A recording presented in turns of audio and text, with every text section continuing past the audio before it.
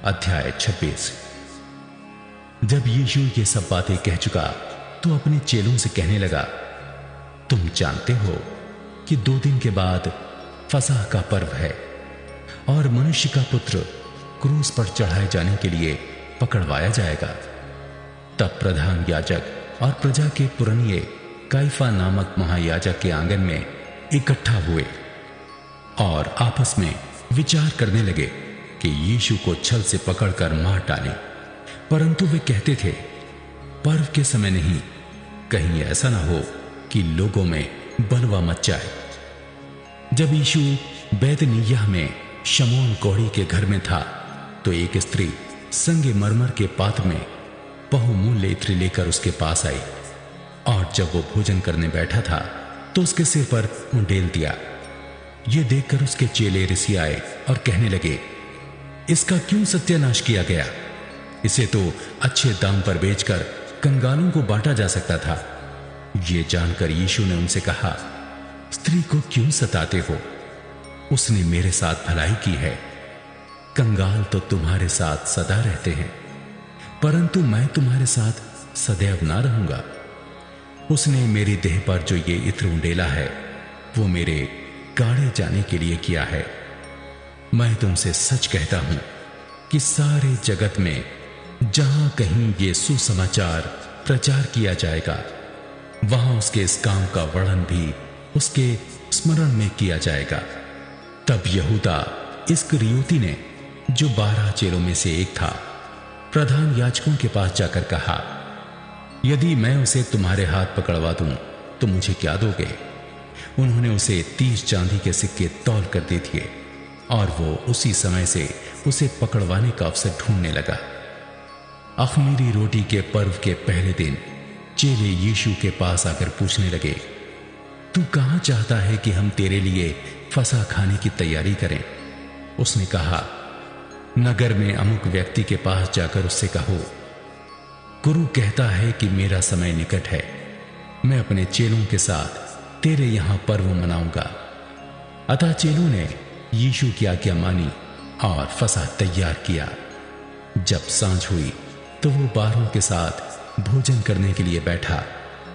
जब वे खा रहे थे तो उसने कहा, मैं तुमसे सच कहता हूं कि तुम में से एक मुझे पकड़वाएगा। इस पर वे बहुत उदास हुए और हर एक उससे पूछने लगा, हे गुरु, क्या वो मैं हूं? उसने उत्तर दिया, जिसने मेरे साथ थाली में हाथ डाला है वही मुझे पकड़वाएगा।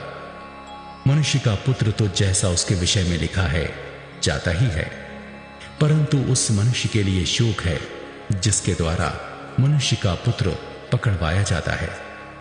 यदि उस मनुष्य का जन्म ही ना होता तो उसके लिए भला होता। तब उसके पकड़वाने वाले यहूदा ने कहा, हे रब्बी, क्या वो मैं हूं? उसने उससे कहा, तू कह चुका। जब वे खा रहे थे तो यीशु ने रोटी ली और आशीष मांगकर तोड़ी और चेलों को देकर कहा, लो, खाओ, ये मेरी देह है। फिर उसने कटोरा लेकर धन्यवाद किया और उन्हें देकर कहा, तुम सब इसमें से पियो, क्योंकि ये वाचा का मेरा वो लहू है जो बहुतों के लिए पापों की क्षमा के निमित्त बहाया जाता है। मैं तुमसे कहता हूं कि दाख का यह रस उस दिन तक कभी न पीऊंगा जब तक तुम्हारे साथ अपने पिता के राज्य में नया ना पीऊं। फिर वे भजन गाकर जैतून पहाड़ पर गए। तब यीशु ने उनसे कहा, तुम सब आज ही रात को मेरे विषय में ठोकर खाओगे, क्योंकि लिखा है, मैं चरवाहे को मारूंगा और झुंड की भेड़ें तितर बितर हो जाएंगी। परंतु मैं अपने जी उठने के बाद तुमसे पहले गलील को जाऊंगा।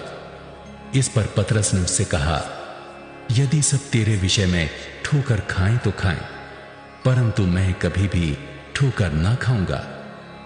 यीशु ने उससे कहा, मैं तुझसे सच कहता हूं कि आज ही रात को मुर्ग के बांग देने से पहले तू 3 बार मुझसे मुकर जाएगा।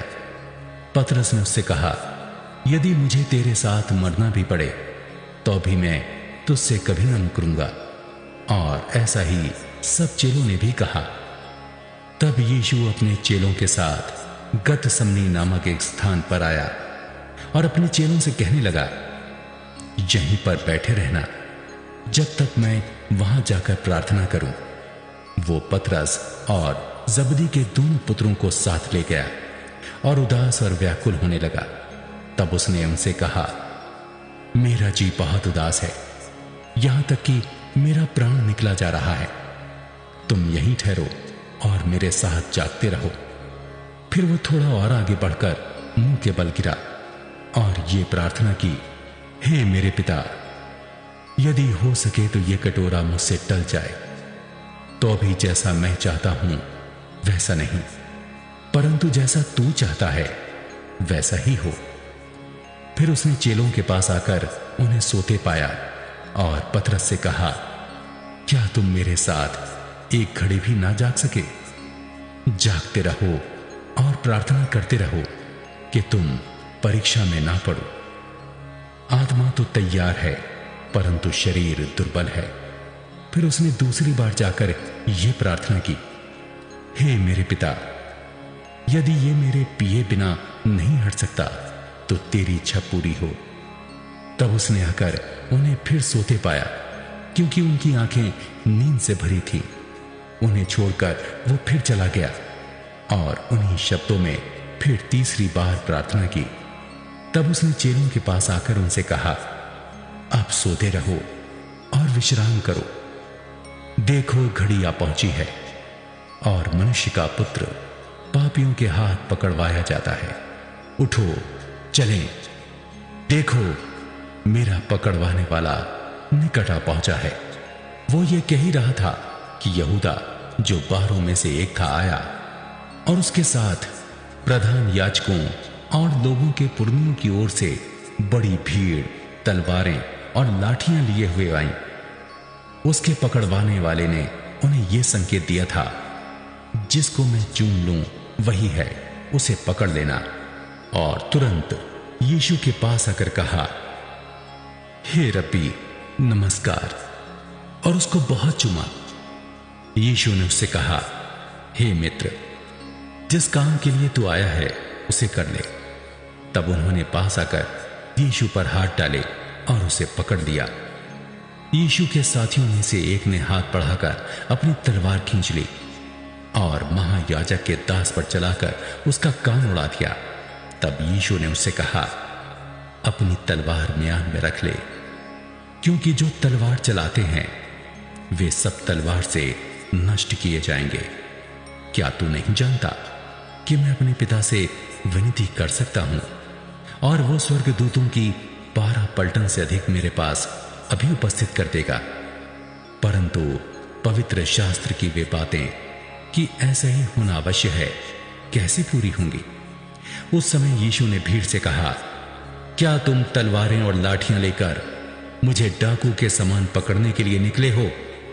मैं हर दिन मंदिर में बैठकर उपदेश दिया करता था और तुमने मुझे नहीं पकड़ा, परंतु यह सब इसलिए हुआ है कि भविष्यद्वक्ताओं के वचन पूरे हों। तब सब चेले उसे छोड़कर भाग गए। तब यीशु के पकड़ने वाले उसको काइफा नामक महायाजक के पास ले गए, जहां शास्त्री और पुरनिये इकट्ठा हुए थे। पतरस दूर ही दूर उसके पीछे पीछे महायाजक के आंगन तक गया और भीतर जाकर अंत देखने को प्यादों के साथ बैठ गया। प्रधान याजक और सारी महासभा यीशु को मार डालने के लिए उसके विरोध में झूठी गवाही की खोज में थे, परंतु बहुत से झूठे गवाहों के आने पर भी ना पाई। अंत में 2 जन आए और कहा, इसने कहा है कि मैं परमेश्वर के मंदिर को ढा सकता हूं और उसे 3 दिन में बना सकता हूं। तब महायाजक ने खड़े होकर यीशु से कहा, क्या तू कोई उत्तर नहीं देता? ये लोग तेरे विरोध में क्या गवाही देते हैं? परंतु यीशु चुप रहा। तब महायाजक ने उससे कहा, मैं तुझे जीवते परमेश्वर की शपथ देता हूं कि यदि तू परमेश्वर का पुत्र मसीह है तो हमसे कह दे। यीशु ने उससे कहा, तूने आप ही कह दिया, वरन मैं तुमसे यह भी कहता हूं कि अब से तुम मनुष्य के पुत्र को सर्वशक्तिमान के दाहिनी ओर बैठे और आकाश के बादलों पर आते देखोगे। इस पर महायाजक ने अपने वस्त्र फाड़े और कहा, इसने परमेश्वर की निंदा की है। अब हमें गवाहों का क्या प्रयोजन? देखो, तुमने अभी ये निंदा सुनी है, तुम क्या सोचते हो?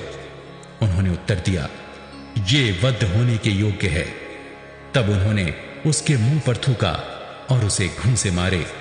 दूसरों ने थप्पड़ मार के कहा, हे मसीह, हमसे भविष्यवाणी करके कहे कि किसने तुझे मारा। पतरस बाहर आंगन में बैठा हुआ था कि एक दासी उसके पास आई और कहा, तू भी यीशु गलीली के साथ था। उसने सबके सामने यह कहते हुए इनकार किया, मैं नहीं जानता तू क्या कह रही है। जब वो बाहर ड्योढ़ी में गया तो दूसरी दासी ने उसे देखकर उनसे जो वहां थे कहा, यह भी तो यीशु नासरी के साथ था। उसने शपथ खाकर फिर इनकार किया, मैं उस मनुष्य को नहीं जानता।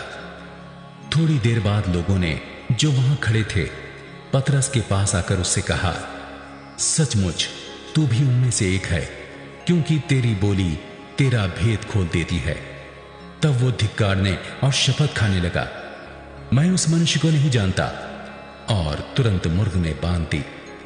तब पतरस को यीशु की कही हुई बात स्मरण हो आई, मुर्ग के बांध देने से पहले तो 3 बार मेरा इनकार करेगा। और वो बाहर जाकर फूट फूट कर रोया।